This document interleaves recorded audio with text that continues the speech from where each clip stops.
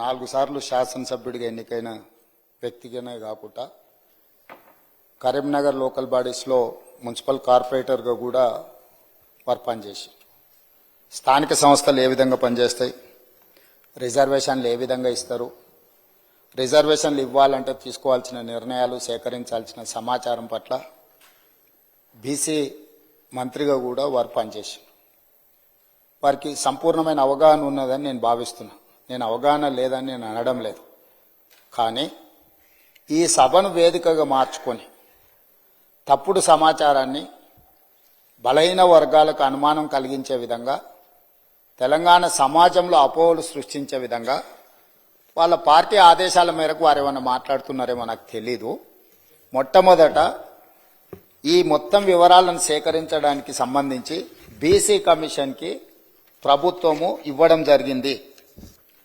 ఆ తర్వాత ఆర్ కృష్ణయ్య గారు రాజ్యసభ సభ్యులు రిట్ పిటిషన్ నెంబర్ 30381 ఆఫ్ 2024 వారు హైకోర్టులో ఒక రిట్ పిటిషన్ ఫైల్ చేసి ఇది బీసీ కమిషన్ ద్వారా కాదు, డెడికేటెడ్ కమిషన్ ద్వారా ఈ సమాచార సేకరణ మొత్తం జరగాలి, ట్రిపుల్ టెస్ట్ బాధ్యతలను అప్పగించేందుకు డెడికేటెడ్ కమిషన్ వేయండి అని చెప్పి ఆర్ కృష్ణయ్య గారు హైకోర్టుకు వెళ్ళడం జరిగింది అధ్యక్ష. వారి పిటిషన్ బేసిస్ మీద హైకోర్టు ఆఫ్ తెలంగాణ రాష్ట్ర ప్రభుత్వానికి ఆదేశాలు జారీ చేసింది. ఇది ఆ కాపీ అధ్యక్ష. దాని ప్రకారము 24 అవర్స్ తిరిగే లోపలనే హైకోర్టు ఆదేశాలు ఇచ్చిన మరుక్షణం తెలంగాణ రాష్ట్ర ప్రభుత్వం చిత్తశుద్ధితో బలహీన వర్గాలకు ఎన్నికల సమయంలో ఇచ్చిన మాట నిలబెట్టుకోవాలి, 42% రిజర్వేషన్లు ఇవ్వాలి, 600 అయినా అక్కడ సూర్యుడు ఇక్కడ మొలిసినా ఇచ్చిన మాట నిలబెట్టుకోవాలని వారు ప్రాతినిధ్యం వహిస్తున్న గడ్డ మీద నుంచి 2004న శ్రీమతి సోనియా గాంధీ గారు తెలంగాణ ప్రజల యొక్క ఆకాంక్ష నెరవేరుస్తా అని చెప్పి ఎన్ని ఒడిదుడుకులు వచ్చినా, ఎన్ని అడ్డంకులు చేసినా, ఎంతమంది కుట్రలు పన్నినా, ఆంధ్రప్రదేశ్లో పార్టీ పూర్తిగా తుడిచిపెట్టకపోయినా, కేంద్రంలో అధికారం కోల్పోయినా, తెలంగాణలో రాజకీయ ఒడిదుడుకులను ఎదుర్కొన్న ఇచ్చిన మాట నిలబెట్టుకోవడం కోసం శ్రీమతి సోనియా గాంధీ గారు ఒక సాహసోపేతమైన నిర్ణయం తీసుకొని తెలంగాణ రాష్ట్రం ఇచ్చిన పార్టీ కాంగ్రెస్ పార్టీ అధ్యక్ష. అట్లాంటి కాంగ్రెస్ పార్టీ నాయకుడు రాహుల్ గాంధీ గారు ఈ 42% బీసీలకు, బలహీన వర్గాలకు భారత్ జోడో యాత్ర సందర్భంగా ఇచ్చిన మాటను అమలు చేయడానికి చిత్తశుద్ధితో అన్ని రకాల ప్రయత్నాలు చేసి ఎక్కడ కూడా వారే చెప్పినారు. గతంలో బీహార్లో చేస్తే అడ్డంకులు వచ్చినాయి, రాజస్థాన్లో చేస్తే అడ్డంకులు వచ్చినాయి, ఇతర రాష్ట్రాలలో చేస్తే అడ్డంకులు వచ్చినాయి. ఆ విధమైన అడ్డంకులు తెలంగాణ రాష్ట్రంలో రాకూడదు, బలహీన వర్గాలకు మేలు జరగాలి అన్న ఆలోచనతోటి అధికారుల కమిటీని, కమిషన్ని, మంత్రులను కూడా ఆయా రాష్ట్రాలకు పంపించి అక్కడ మొత్తం సమాచారాన్ని సేకరించి అక్కడ చట్టపరంగా, న్యాయపరంగా ఎదుర్కొన్న సమస్యలను అన్నిటిని కూడా క్షుణ్ణంగా పరిశీలించి ఆ తర్వాత డెడికేటెడ్ కమిషన్ అపాయింట్ చేయడం జరిగింది అధ్యక్ష. ఈ మొత్తం ప్రక్రియ ఫిబ్రవరి 4, 2024 నాడు మొదలుపెట్టి ఫిబ్రవరి 4, 2025 సరిగ్గా 365 రోజులు తిరిగే లోపల పకడ్బందీ చట్టాన్ని చేసి ఈ రోజు తెలంగాణ రాష్ట్రంలో బలహీన వర్గాలకు స్థానిక సంస్థల పంచాయతీరాజ్లో, స్థానిక సంస్థలు మున్సిపాలిటీస్లో 42% రిజర్వేషన్లు ఇవ్వాలని చిత్తశుద్ధితో మేము ముందుకు వెళ్ళినాం అధ్యక్ష. ఇదే కాదు, ఇదే శాసనసభలో మంత్రివర్గంలో తీర్మానం చేసి శాసనసభలో ఆమోదింపజేసి విద్యా ఉద్యోగ అవకాశాలలో 42% బిల్లును, అదేవిధంగా స్థానిక సంస్థల్లో 42% రిజర్వేషన్లు 2 బిల్లులను మేము ఆమోదించి గవర్నర్ గారికి పంపించినాం అధ్యక్ష. గవర్నర్ గారు వాటిని ఆమోదించకుండా రాష్ట్రపతి గారికి పంపించారు. దాదాపుగా 5 నెలల నుంచి ఆ 2 బిల్లులు రాష్ట్రపతి గారి దగ్గర ఉన్నాయి అధ్యక్ష. ఈ లోపు స్థానిక సంస్థల ఎన్నికలు నిర్వహించడం లేదు, ఆలస్యమైందని కొంతమంది హైకోర్టుకి వెళ్తే తెలంగాణ హైకోర్టు మాకు ఆదేశాలు ఇచ్చి సెప్టెంబర్ 30 తారీఖు లోపల ఎన్నికలను పూర్తి చేయండి అని ఆదేశాలు ఇచ్చింది. ఆదేశాలు ఇచ్చినప్పటి నుంచి 30 రోజుల లోపల రిజర్వేషన్లను కూడా నిర్ధారించండి అని చెప్పి ఆదేశాలు ఇవ్వడం జరిగింది అధ్యక్ష. హైకోర్టు ఆదేశాల మేరకు ఉన్న పరిస్థితులను, చట్టాలను అన్నిటిని పరిశీలిస్తే 2018లో చంద్రశేఖరరావు గారు తీసుకొచ్చిన పంచాయతీరాజ్ యాక్ట్, గంగుల కమలాకర్ గారు బీసీ మంత్రిగా ఉండుకుంటూ తెచ్చిన చట్టం ఏంటంటే 50% పరిమితికి లోబడి మాత్రమే ఎన్నికలను నిర్వహించాలి. 50% రిజర్వేషన్ల పరిమితికి లోబడి పంచాయతీరాజ్లో కానీ 2019లో తెచ్చిన మున్సిపల్ యాక్ట్ ప్రకారం కానీ 50% పరిమితికి లోబడి రిజర్వేషన్లు ఇవ్వాలని చట్టాలను తీసుకొచ్చింది. ఒకటి గంగ్ల కమలాకర్ గారు, రెండో మున్సిపల్ చట్టం తీసుకొచ్చింది వారి యజమాని. ఈ రెండు చట్టాలు వారి గుదిబండగా మారి అడ్డంకిగా మారడంతో ఈ ఎన్నికలు నిర్వహించడానికి మా ప్రభుత్వం చిత్తశుద్ధితోటి ఎంబడే ఆర్డినెన్స్ తీసుకొచ్చి ఈ అడ్డంకిని తొలగించండి అని మళ్ళీ ఆర్డినెన్స్ గవర్నర్ గారికి పంపించినాం అధ్యక్ష. గవర్నర్ గారు ఆ ఆర్డినెన్స్ కూడా వీళ్ళ మాటలు నమ్మి, ఒకప్పుడు ఆయన ఒక రాష్ట్రానికి ఆర్థిక మంత్రి, ఒకప్పుడు ఈ రాష్ట్రానికి ఆర్థిక మంత్రిగా పనిచేసిన ఆయనకి ఇద్దరి మధ్యలో మిత్రులతో ఉండి తెర వెనుక లాబింగ్ చేసి ఇది కూడా రాష్ట్రపతి గారికి పంపించండి చెప్తే ఈ ఆర్డినెన్స్ కూడా రాష్ట్రపతి గారి దగ్గరకు పోయింది అధ్యక్ష. ఆ రోజు ఆర్డినెన్స్ ఎందుకు తెచ్చినాం అధ్యక్ష? అత్యవసరం ఉండి శాసనసభ నడవడం లేదు కాబట్టి ఆర్డినెన్స్ తీసుకొచ్చి పంపించినాం. ఈ రోజు శాసనసభ ఉన్నది కాబట్టి ఆర్డినెన్స్ రాష్ట్రపతి నుంచి ఆమోదం పొందలేదు. ఎప్పుడైనా అత్యవసరంగా ఆర్డినెన్స్ తెస్తే ఆ తర్వాత వచ్చే శాసనసభలో బిల్లు ఆమోదించుకుంటాం. ఇవాళ ఆ బిల్లులు తీసుకొచ్చి ఇక్కడ పెట్టి వీటిని ఆమోదించండి అని అంటే ఏమాత్రం ఇప్పుడు గంగ్ల కమలాకర్ గారు మాట్లాడింది చూడండి అధ్యక్ష. 42% రిజర్వేషన్లు బలహీన వర్గాలకు వస్తే మొదటి వరుసలో గంగ్ల కమలాకర్ సంతోషంగా ఉంటాడని చెప్పిండు. వాళ్ళ నాయకుడు చంద్రశేఖరరావు, వాళ్ళ నాయకుడు తారక రామారావు, వాళ్ళ నాయకుడు హరీష్ రావు సంతోషంగా ఉంటాడని చెప్పలే. ఆయన స్పష్టంగా చెప్తున్నాడు వాళ్ళకి సంతోషం లేదు, వాళ్ళకి దుఃఖం ఉన్నది, వాళ్ళకి బాధ ఉన్నది, వాళ్ళు కడుపు నిండా విషం పెట్టుకొని ఉన్నారని చెప్పి గంగ్ల కమలాకర్ గారు స్పష్టంగా చెప్పారు. నాకు కూడా తెలుసు గంగ్ల కమలాకర్ గారు అభినందిస్తారు దీన్ని. కానీ ఆయన బాధల్లా వెనకాల కూర్చొని నడుపుతున్న ఆయన సమస్య. సో అందుకోసమని ఈ రోజు మీరు చెప్తున్న జీవోలు ఏవైతే ఉన్నాయో అధ్యక్ష,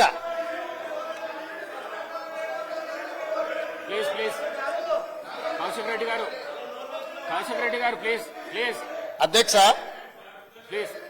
బీసీ కమిషన్ కి ఇచ్చిన జీవో అయినా లేకపోతే డెడికేటెడ్ కమిషన్ కు ఇచ్చిన జీవో అయినా బలహీన వర్గాలకు 42% రిజర్వేషన్లు ఇవ్వాలన్నదే ఈ ప్రభుత్వం యొక్క ఆకాంక్ష, చిత్తశుద్ధి అధ్యక్ష.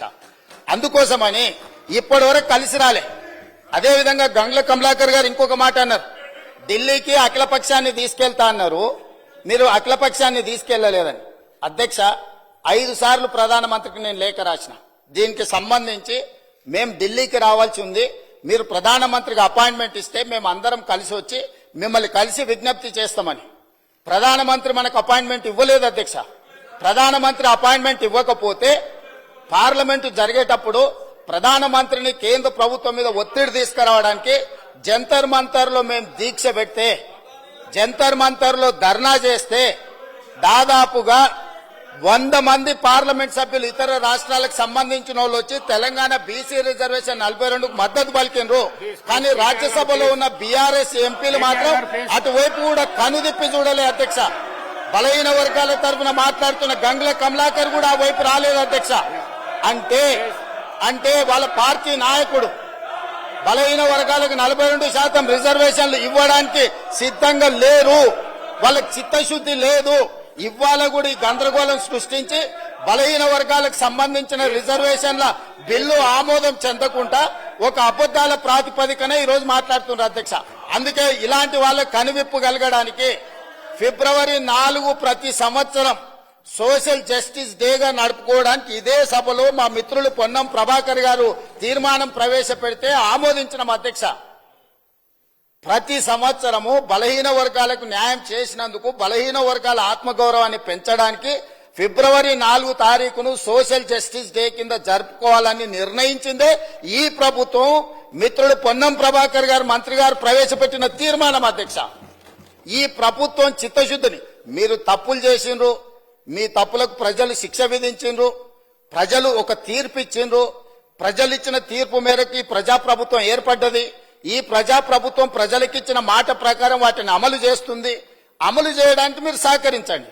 ఒకవేళ మీరు సహకరించము, మీ బుద్ధే మారలేదంటే మళ్ళీ ప్రజలు మళ్ళొక తీర్పు ఇస్తారు. ఆ హోదా కూడా మిగలదు చివరికి. కాబట్టి దయచేసి వీళ్ళు రాలే వాళ్ళు రాలే, అంతకంటే ముందు రాహుల్ గాంధీ గారు ఏం చేసిండ్రు, ఏం మాట్లాడినరు, ఏం హామీ ఇచ్చిండ్రు, ఏ నిర్ణయం మేరకు ముందుకెళ్తున్నామో వీళ్ళు మాకు సూక్తులు చెప్పాల్సిన అవసరం లేదు అధ్యక్ష.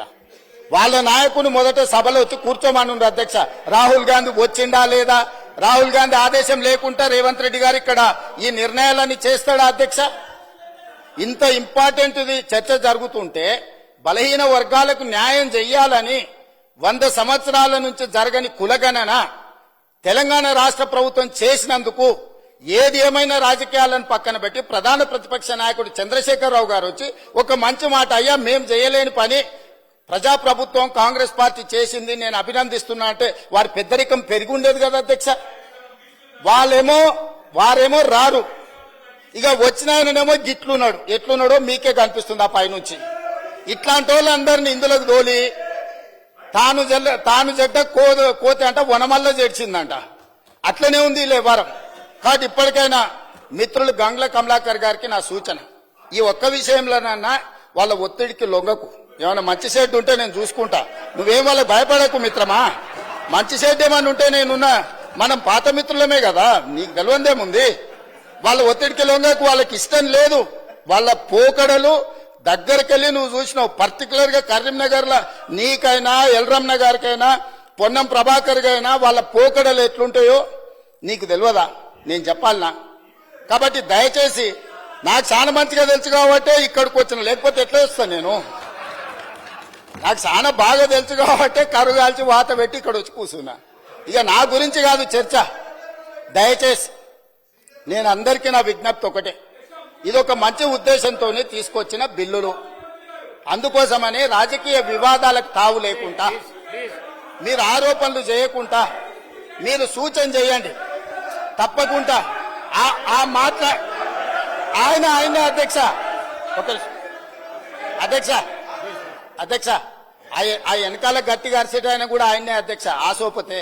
అందుకే ఆయనకి ఇష్టం లేదు, ఆయన కూడా అందుకే అట్లా అరుస్తున్నాడు అధ్యక్ష. కాబట్టి అధ్యక్ష, అది కల్వకుంట్ల కాదు అధ్యక్ష, కల్వకుండా ఉంచడం అన్నమాట. ఎవ్వరు కల్వకుంట ఉండాలి. బీసీలు ఓసీలు కలవద్దు, ఎస్సీలు ఎస్టీలు కలవద్దు, మైనారిటీలు హిందువులు కలవద్దు. అది కల్వకుంట చూసే కుటుంబం అధ్యక్ష, అది కల్వకుంట కుటుంబం కాదు. కాబట్టి ఇప్పటికైనా ఈ బిల్లును చర్చ లేకుండా మన సభంతా ఏకగ్రీవంగా ఆమోదించి చేస్తే కేంద్ర ప్రభుత్వం మీద ఒత్తిడి తీసుకురావడానికి ఉంటది. మేం ధర్నా చేసినప్పుడు రాలేదు, మాకెట్లాగూ మోడీ గారు ఈ విషయంలో అపాయింట్మెంట్ ఇవ్వలే. మిత్రులు పాయల శంకర్ కి ఢిల్లీలో మంచి ఇన్ఫ్లుయెన్స్ ఉంది.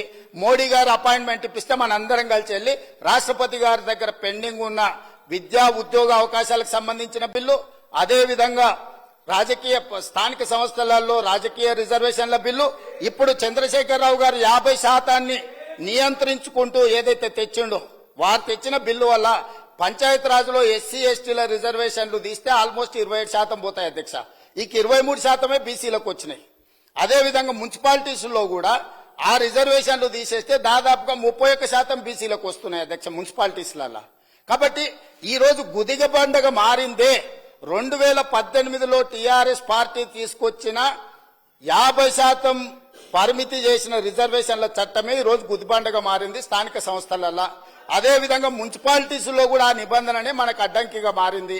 ఈ మూడవ మున్సిపల్ ఇప్పుడు పెట్టిన సవరించిన బిల్లులు కూడా ఆమోదిస్తే ఆ 50% అడ్డంకి తొలగిపోతే భవిష్యత్ కార్యాచరణ మొత్తం పకడ్బందీగా చేస్తాం అధ్యక్ష.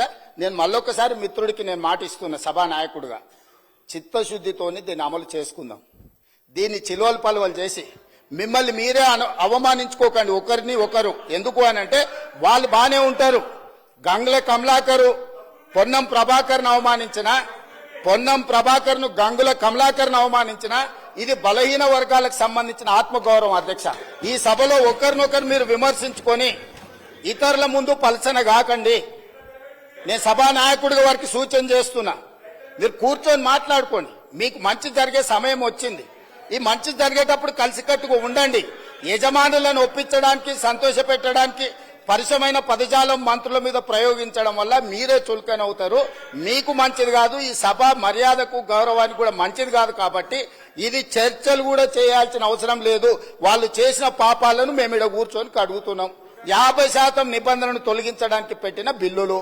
దయచేసి చర్చనే లేకుండా గంగ్ల కమలాకర్ గారు ఏకవాక్య తీర్మానం ప్రవేశపెడితే మేమందరం కూడా మద్దతు పలుకుతాం. గతంలో మా నాయకుడు చేసిన తప్పులను మీరు సరిదిద్దుతుండ్రు, ఆ సరిదిద్దే బిల్లులకు మీరు మద్దతు పలకండి అని అంటే సభ మొత్తం ఏకగ్రీవంగా వారికి మద్దతు పలుకుతాం, పాస్ అయిపోతుంది. అధ్యక్ష, దయచేసి ఆ దిశగా తీసుకెళ్లమని చెప్పి మిమ్మల్ని కోరుకుంటున్నాను. అధ్యక్ష.